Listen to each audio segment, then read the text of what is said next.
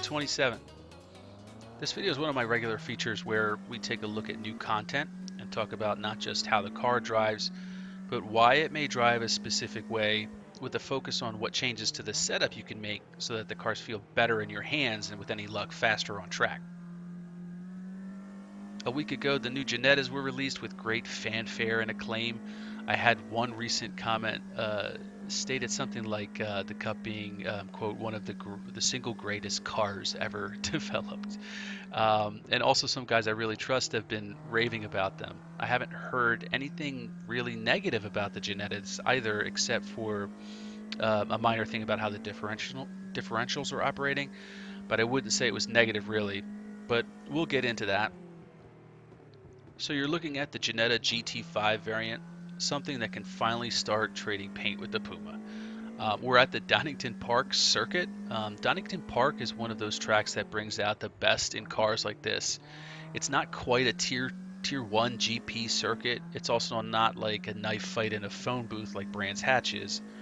It's technical, it's open. Corner exits are just as important as corner entries. It's got just enough straightaway length to really emphasize the importance of proper technical cornering in a momentum car just like this. I drove the GT3 first, and my first initial impression as soon as I got into the car were that the brakes were powered by Zeus himself. Other than that, a really fun car to drive on the edge. And a lot of my thoughts will carry over to the Cup as well, because they are very, very similar in a lot of ways. The reason why they're fun is because you have a distinct feeling of controllability while on the edge, which is fantastic. It's one of the greatest aspects of AMS2, and this car just makes that shine. Driving it comes down to getting the nose pointed in the right direction and trying to keep it there, not only using the wheel but also the throttle. I know that a lot of you are used to this style of driving, especially those who like the Formula Trainers and the Caterhams and such. In that regard, they are quite similar from my perspective, where you're kind of in a constant, perpetual state of countersteer.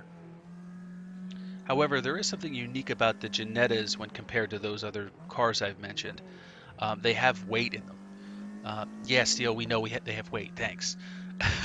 The reason I point this obvious thing out is because the Ginettas have very soft springs as well, and an understanding weight transfers front to rear and side to side while braking, turning, and accelerating will help you control the car.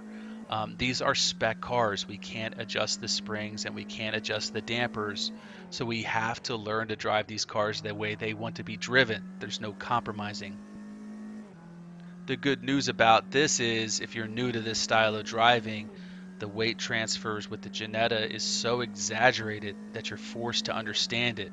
And as you become more comfortable with the sensation of weight transfer, you may start noticing the effect with, other stiffer non-spec race cars, even though it may be a lot more subtle. So it's not time wasted either.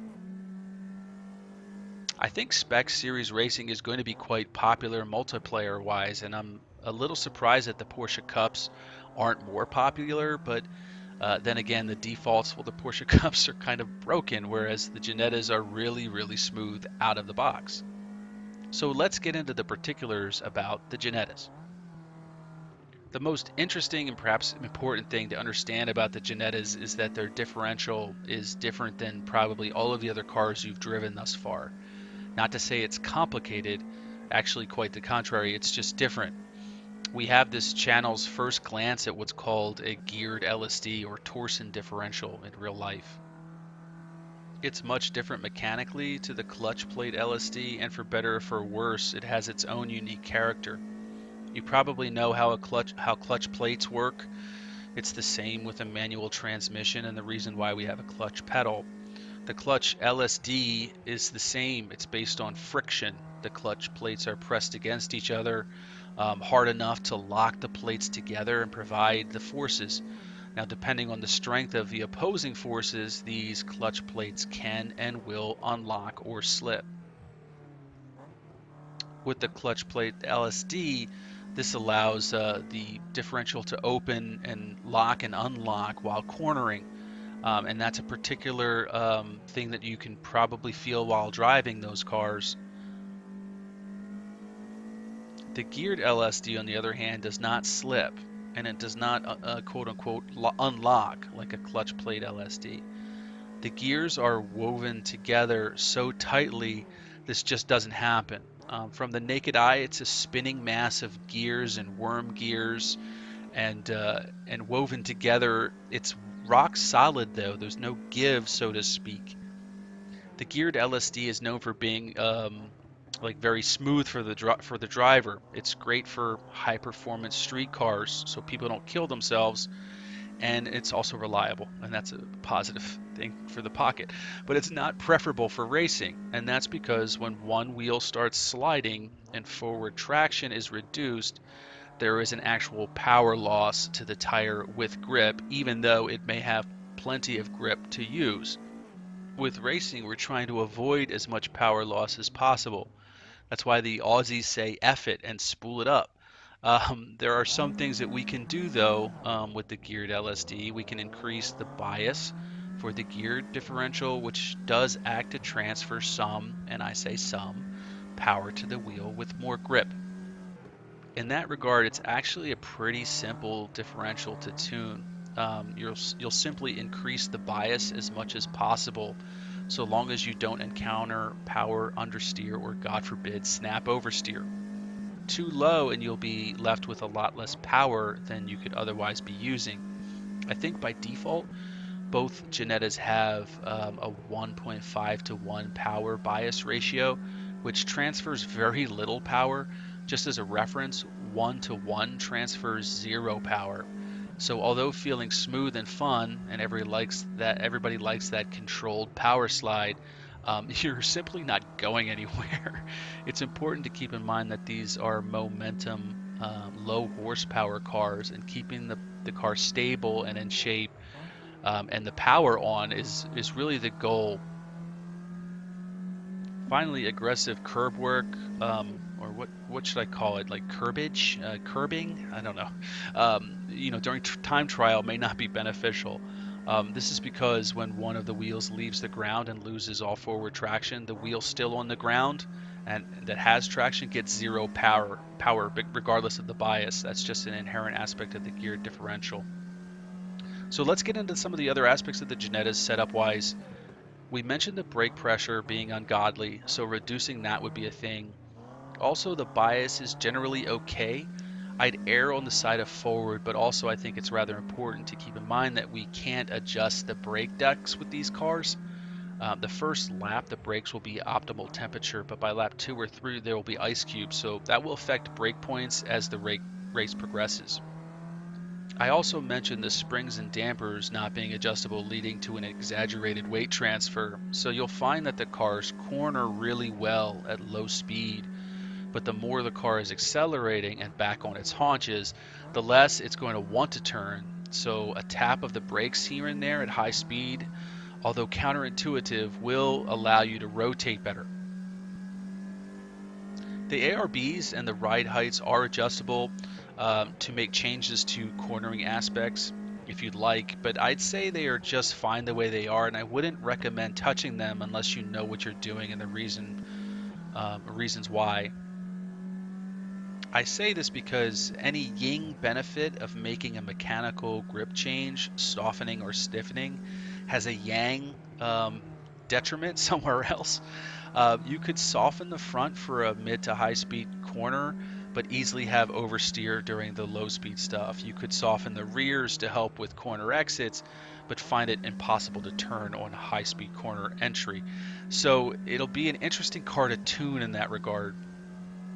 Cambering, toe, and pressures would be something that you can play with. I would set a baseline first of all of them and then work from there. Perhaps over camber one particular tire to help with a particular corner, or lower the pressure if one of the tires seems to be cooler than the others after a few laps. All things considered, though, the most important aspects of tuning this car are the brakes and the differential. Other than that, these are strictly technique cars. Try to maintain the momentum as much as possible, but also don't be afraid to throw these cars around. In particular, with the throttle, You may be used to cars that if you glance at the throttle the wrong way, the car will kill you. The Ginettas might not. They might actually reward you more than you might expect and also give you the ability to steer your way out of it. As far as the difference between the GT5 and the Cup car, I found that the Cup was a lot less, what's the word I'm looking for? Like flamboyant? I don't know. Um, they're both very pliable and elastic to drive, but I found that the GT5 with that little bit of extra horsepower difference, you generate that much more weight transfer and rear end yaw and rear end inertia, which aggravates the driving characteristics that I mentioned to the point where I feel like any more and the car would be just like a bobblehead doll on ice skates. Before I let you go, the thought occurs to me that the Cups will probably be the more popular of the two cars. So if you have, say, a league race scheduled with the Cup, consider practicing with the GT5. Now, hear me out. Here in the States, baseball players who are getting ready to hit put a weight on their bat when they take practice swings, so that when it's their turn to actually hit, when they take the weight off, the bat actually feels lighter. I kind of feel the same will go with these Ginettas. I drove the Cup after the GT5 and I felt significantly faster out of the box with it. So that's the setup analysis for the Ginetta G40s, the GT5, as well as the Cup. Some of you have mentioned that you like listening to my videos, and that's completely understandable. It's kind of the point for some of them, actually. What would actually be more surprising to me is that my mediocre driving would be somehow impressive. So you can look forward to more content like this moving forward, and I hope I can make your commute at least that much more enjoyable. One more quick point about the channel. Besides the regular scheduled programming, I am developing a Discord channel for all of you, for my supporters and subscribers. A place where you can pop in, ask a setup question, have a conversation with people, learn more about setups, and maybe, hopefully, have your questions answered by someone who knows what they're talking about. Until that time, thanks for watching, and take care.